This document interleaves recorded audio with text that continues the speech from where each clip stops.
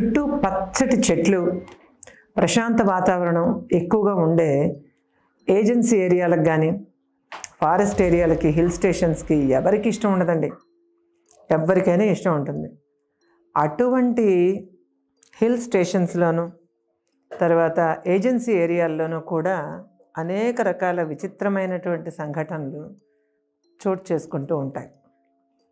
ప్రకృతిలో మంచి శక్తులే కాదు, ఆ ముసుగు వేసుకున్న చెడు శక్తులు కూడా ఉంటాయి. అలాంటి చెడు శక్తులు మనకు ఎదురైనప్పుడు మనకి హెల్ప్ చేసే హ్యాండ్ కనుక లేకపోతే కొన్ని పరిమితులను అనుసరించుకొని పారిపోయి రావడం తప్ప, ప్రాణాలు దక్కితే రావడం తప్ప ఇంకో దారి ఉండదండి. అలా ప్రశాంతమైన స్వీట్ మెమరీగా మారవలసినటువంటి ఒక అవసరం, ఒక ట్రిప్ లేదా ఒక పని, ఒక చోటు భరించడానికి వీల్లేని భయానక పరిస్థితుల్లో చిక్కుకుని ప్రాణాలు ఊగిసలాడితే దానికి కారణం ఏదో ఒక భయానక దుష్టమైనటువంటి శక్తో, ఆత్మ అయితే, లేకపోతే పిశాచి అయితే మన పరిస్థితి, జీవితం ఏమవుతుంది? ఒక్క క్షణంలో పెనుగాలికి చిన్న పువ్వులాగా అల్లాడుతుంది, ఒక్కోసారి రాలిపోతుంది. ఇలాంటి సంఘటనే నాకు విజయనగరం జిల్లా పార్వతీపురం ఏరియాలో నాకు, మా వదినకి, ఇరువురికి కూడా అనుభవంలోకి వచ్చిందండి. దాని గురించి నేను మీకు ఇప్పుడు షేర్ చేయబోతున్నాను. ఇది 100% 100% అంటాం కదా, అట్లా జరిగిన సంఘటన. అన్నీ జరిగిన సంఘటనలే. నిజంగా నేను ఏదైనా కల్పిత కథ చెప్పినట్లయితే మీకు చెప్తాను ఖచ్చితంగా. తెలుసా అండి, జీవితాన్ని మించినటువంటి, మన నిజ జీవితాన్ని మించినటువంటి సస్పెన్స్ థ్రిల్లర్స్ అంటే ఏవి ఉండవండి. ఇదైతే నిజం. మిగతావన్నీ కూడా జీవితంలోంచి పుట్టినవే వాస్తవిక కథలు, జీవితంలోంచి పుట్టినవే ఎక్కువ కాలం ఉండే కథలు. సో అలాంటి కథల్ని స్వయంగా అనుభవైక వేద్యమై మనకి ఎక్స్పీరియన్స్ అయితే ఎలా ఉంటుంది అంటే వెన్నులో చలి పుడుతుంది ఇలాంటివైతే. కనుక పార్వతీపురం జిల్లాలో ఎదుర్కొన్నటువంటి ఈ భయానక సంఘటన మీరు కూడా ఒక్కసారి టేస్ట్ చేయండి. ఆ భయానక రసాన్ని ఆస్వాదించండి, భయరసాన్ని ఆస్వాదించండి. అందులో దెయ్యమో, భూతమో, పిశాచమో, లేక వీటికి మన తలుక ఐడియాలజీకి అందనటువంటి ఇంకేదైనా వికృత శక్తో ఈనాటికి నాకు కూడా తెలియదండి. నా కళ్ళతో నేను చూసిన ఆ భయాన్ని మీ నరాల్లో ప్రవహింప చెయ్యాలనే నా ఈ ప్రయత్నం కూడా. ఘోస్ట్ లవర్స్కి, తర్వాత రకరకాలుగా దెయ్యాలు, భూతాలు లాంటి చీకటి శక్తుల కథల్ని ఇష్టపడే వాళ్ళకి అందరికీ కూడా ఇలాంటివి చాలా నచ్చుతాయండి. కనుకే నేను ప్రతి ఒక్కటి కూడా మీకు షేర్ చేస్తున్నాను. ఇది కూడా మీకు నచ్చుతుందని ఆశిస్తున్నాను. ఒకసారి అంటే ఇంచుమించుగా 96 అనుకుంటానండి, 1996 జూన్, జూలై ప్రాంతం అనుకుంటా. అప్పుడు ఒకానొక పని మీద నేను పార్వతీపురం వెళ్ళవలసి వచ్చింది.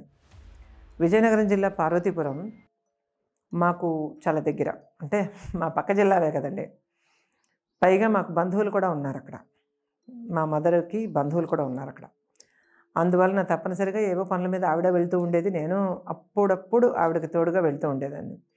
కాకపోతే మా వదిన అంటే మా రిలేషన్ ఆవిడ నేను కలిసి ఒక్కదానివి ఎందుకు అనవసరంగాను, నువ్వు వెళ్ళేసరికి సాయంత్రం 7 అయిపోతుంది బస్సు, కనుక నువ్వు తన్ని కూడా తీసుకువెళ్ళమని చెప్పి మా మదర్ చెప్తే నేను మా వదిన్ని తోడు తీసుకుని వెళ్ళానండి. ఆవిడ నాకంటే వయసులో 2 ఏళ్లే పెద్దది, కనుక ఇద్దరం స్నేహంగానే ఉండేవాళ్ళం. ఇరువురం వెళ్ళాము. అక్కడ నుంచి ఏం జరిగిందో you can imagine and enjoy with fear.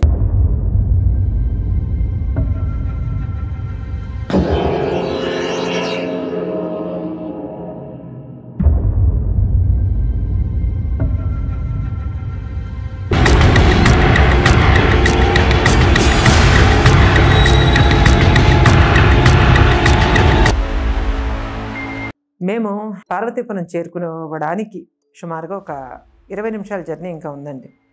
దూరం తక్కువే కానీ రోడ్డు బాగుండదు. అక్కడ ఒక 20 నిమిషాల జర్నీ ఉంది. ఆ 20 నిమిషాల జర్నీలో అంటే ఇంకా ఎక్కువ లేదండి. 10, 15 కిలోమీటర్లు ఉంది పార్వతీపురం. బస్సులు కాబట్టి అక్కడక్కడ ఆగుతూ వెళ్తే గనక 20 నిమిషాలని చెప్తున్నాను నేను. ఆ 20 నిమిషాల జర్నీ కండక్టర్ గారే చెప్పారనమాట. ఉంది, మీరందరూ వెయిట్ చేయండి అనేసి. సాయంత్రం 6:30 అవుతోంది. 6:30 అవుతుంది, చీకటి పడుతోంది. ఇంకో అరగంటలో అసలు చేరిపోవాలి మేము. కానీ బస్సుకి ఏదో బ్రేక్‌డౌన్ అయింది. ఏదో ప్రాబ్లమ్ అయింది ఆర్టీసీ బస్‌కి. ప్రాబ్లమ్ అవ్వడం ఆగిపోయింది. బస్సు ఆగిపోయింది. నట్టడవిలో ఆగిపోయింది. నడి అడవి అంటారు, నట్టడవి. ఆ నట్టడవిలో ఆగిపోయింది.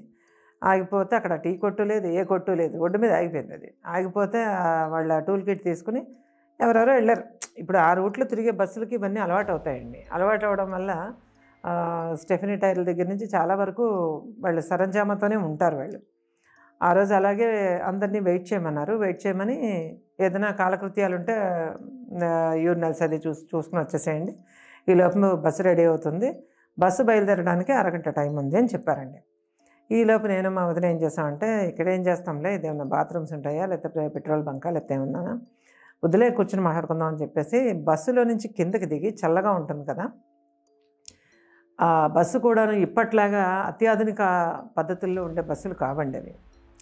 అన్ని రకాలైనటువంటి లగేజీలతోనూ అన్ని వర్గాల వారు ఎక్కేసే బస్సులు అవి ఆ రోజులు. ఒక రకమైన వాసన ఉంటుంది బస్సులో. గాలిలో తెలియదు. అంటే నడుస్తున్న బస్సులో తెలియదు మనకి. గాలి ఫ్రీ ఫ్లో ఉంటుంది కాబట్టి తెలియదు. అప్పుడు ఇంకా ఉండలేక దిగిపోయి కింద రోడ్డు మీద పచారులు చేసుకుంటూ మాట్లాడుకుంటున్నాం మేము. అక్కడ ఉన్నవాళ్ళు ఏం చెప్పారు, ఇంకా దూరం వెళ్ళకండి అమ్మాయిలు, దూరం వెళ్ళారంటే అనవసరంగా ఎలుగుబంట్లు గట్రా తిరుగుతుంటాయి, వద్దు. అక్కడ ఎలుగుబంట్ల ప్రాబ్లం ఎక్కువే, క్రూర మృగాల ప్రాబ్లం కూడా ఎక్కువే, దట్టు పాముల ప్రాబ్లం చాలా ఎక్కువ, వెళ్ళొద్దని చెప్పారండి. సరే అన్నాము. అక్కడ బస్సు వాళ్ళు రిపేర్ చేసుకుంటున్నారు. మేమిద్దరమేమో అప్పుడే రిలీజ్ అయిన ఏదో కొత్త సినిమా గురించి మాట్లాడుకుంటూ, కబుర్లు చెప్పుకుంటూ, చేతులు ఇలా పట్టుకొని నడుచుకుంటూ అలా వెళ్తున్నామండి. ఆ అమ్మాయి మా వదిన చేతిలో బ్యాగ్ ఉంది, హ్యాండ్ బ్యాగ్ ఉంది, నాది హ్యాండ్ బ్యాగ్ ఉంది, మా లగేజ్ బస్సులో ఉంది. ఆవిడ తల్లోనూ మల్లెపూలు ఉన్నాయి, ఆవిడ తల్లోనూ మల్లెపూలు ఉన్నాయి, నా తల్లో కనకాంబరాలు ఉన్నాయి. కనకాంబరాలు ఉన్నాయి, మావి పెద్ద పెద్ద జడలు కావడం, పెద్ద జడలు కావడంతోనే నేను ఒక 4 మూరలో 3 మూరలకు దట్టించి పెట్టుకున్నా. ఆవిడ కూడా అలాగే పెట్టుకుంది. ఇద్దరం కలిసి మా కబుర్లు చెప్పుకుంటూ నడుస్తున్నామండి. నడుస్తూ మాట్లాడుకుంటే కొంచెం సేపు అయిన తర్వాత మా కబుర్లలో చాలా దూరం వచ్చేస్తున్నాం. కొంతసేపటికి మనుషుల అలికిడి తగ్గినప్పటికీ మాకు స్పృహ తెలిసిందనమాట. ఇదేంటి ఇంత దూరం వచ్చేసామని. వెనక్కి తిరిగి చూస్తే బస్సు చాలా దూరంలో కనపడుతుంది. అయిపోయి మళ్ళీ మనం ఇక్కడ ఉండిపోవాల్సి వస్తుంది, ఉండిపోతే ఇబ్బంది అవుతుంది, అందరూ ఎక్కేశారనుకొని చెప్పి వాడు వెళ్ళిపోయాడంటే, బస్ డ్రైవర్ కానీ ఎవరు కానీ బస్సు వాడు తీసేసాడంటే చచ్చిపోతామని చెప్పేసి పరుగులాంటి నడకతో బయలుదేరాం. అప్పటికి బస్సు ఆగి 40 నిమిషాలు అయింది. పని అవ్వలేదు. మేము ఇంకా కనుచూపు మేరలో ఉన్నాము. బస్సు ఏమో హార్న్ వేసుకుంటూ ముందుకెళ్తుంది. మా లగేజ్ బస్సులో ఉండిపోయింది, మేము వెనకాతలో ఉండిపోయాం. గట్టిగా అరుస్తున్నా వినపడనంత దూరంలో ఉన్నాం అనమాట. మాదే తప్పండి, అంత దూరం రావడం మాదే తప్పు. ఇంకా లాభం లేదని చెప్పేసి బస్సు స్పీడ్ అందుకుంది. మా గురించి చూసేది ఎవరండి బస్సులో, ఇదేమన్నా ఎయిర్పోర్టా ఏంటి, పేర్లు పట్టుకొని మరి పిలిచి మరి లోపల కూర్చోబెట్టడానికి? ఏం కాదు. చూశారు, అందరూ ఎక్కేశారు. కొంత దూరం వెళ్ళిన తర్వాత మరి ఏమిటో మరి మాకైతే తెలీదు. మేము కరెక్ట్గా 7 గంటల ప్రాంతంలో పార్వతీపురానికి 20 కిలోమీటర్ల దూరంలో చిక్కడిపోయాం. ఇది ఉన్న ఫ్యాక్ట్.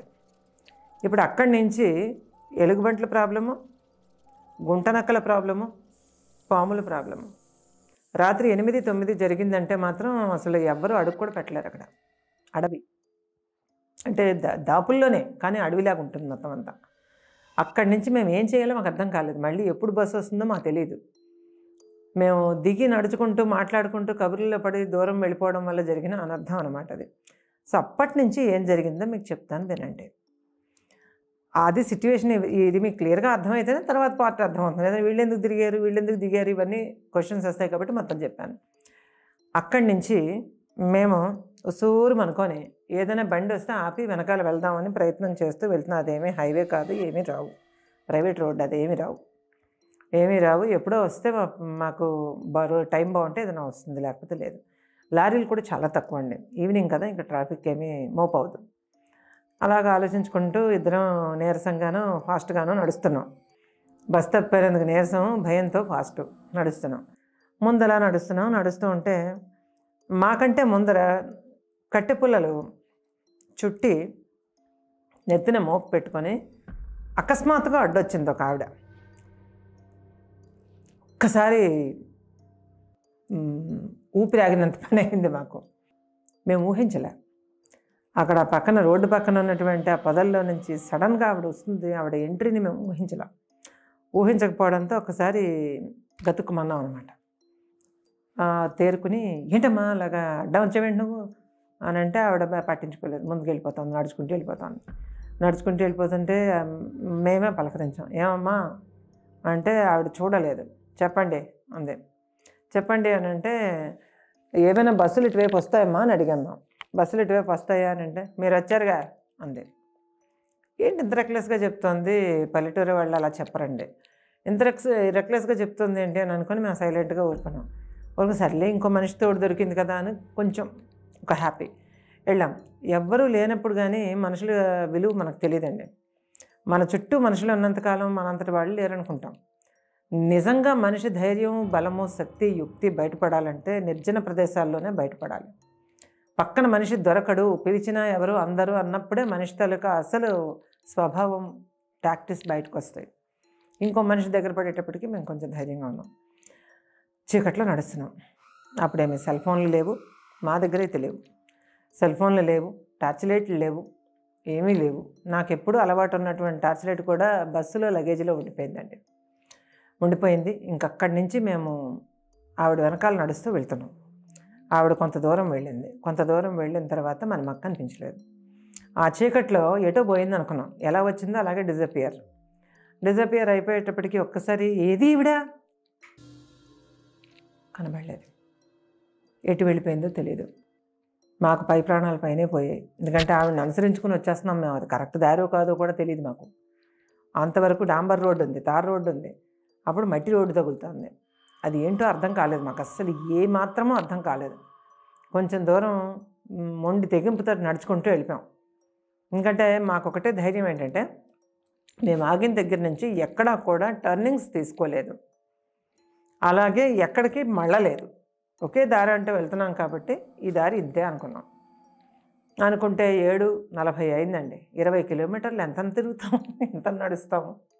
నడుస్తూ ఉంటే కొంత దూరం పోయిన తర్వాత 7:40 అయిపోయిన తర్వాత ఒక పెద్ద టెంపో లాంటిది, ఓ 10 మంది మనుషులు పడతారు అందులో, ఏదో పెద్ద వాహనం వస్తూ ఉంటే మా వెనక నుంచి వస్తుంది అనమాట. అమ్మ వీడికి ఆస్తి రాసి ఇచ్చైనా సరే మేము ఊరు చేరుకోవాలనుకున్నాం. ఊరు చేరుకోవాలనుకొని మేము కూడా చేతులతో ఆపాము. ఆగింది. టౌన్లోకి వెళ్ళాలి పార్వతీపురం అని అంటే మేము బెల్గాం వెళ్తున్నాం అన్నాడు. పార్వతీపురంలో బెల్గాం అనేది వేరే పార్ట్ అండి. అయితే బెల్గాం వెళ్తున్నాం అని అంటే బెల్గాం అయినా పర్లేదు, ఎక్కడో దగ్గర పార్వతీపురం దించండి, మాకు కాంప్లెక్స్లో దించినా మాకు చాలా ఇష్టం అని చెప్పాం. మాకు చాలా అవసరం అండి, కాంప్లెక్స్లోనే మా లగేజ్ ఉండిపోయిందని చెప్పాం. చెప్తే మీరు లాస్ట్ వరకు ఉన్నట్లయితే మీకు కాంప్లెక్స్కి తీసుకెళ్తాను నేను అన్నాడు. ఇవన్నీ వద్దు, మేము టౌన్లో ఎంటర్ అవగానే దిగిపోతామని చెప్పాం. పార్వతీపురం టౌన్లో ఎంటర్ అవగానే దిగిపోతాం. అక్కడి నుంచి మేము ఏదో పట్టుకుని కాంప్లెక్స్కి వెళ్ళి ఆ బస్సు నెంబర్ అన్నీ ఉన్నాయి కాబట్టి చూసుకుని పలానా బస్సు అంటే అందులోనే ఎవరు దిగకపోతే అంటే పట్టుకుని దిగిపోకపోతే మా లగేజ్ మాకు దొరుకుతుంది అని అనుకున్నామండి. లోపలికి ఎక్కాము. లోపలికి ఎక్కి చాలా కిటకిటలాడుతున్నారు జనం. ఎక్కువ ఊపిరి పీల్చుకున్నాము.